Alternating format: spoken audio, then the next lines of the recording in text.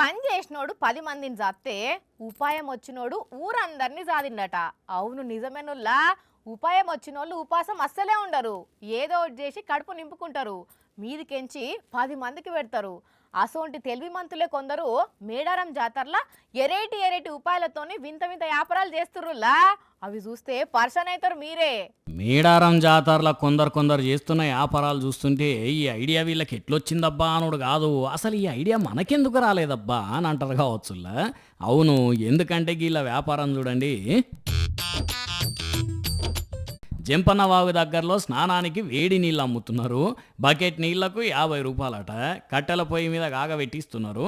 ఇప్పుడు సలెక్కున్నది కదా, సన్నీళ్లకు అణుకు పుడుతుందని చెప్పి కొందరు ఈ వేడి నీళ్ళు కొనుక్కొని చేస్తున్నారు. మంచిగా వాళ్ళ అవసరం వీళ్ళకి ఆదాయం అన్నట్టు.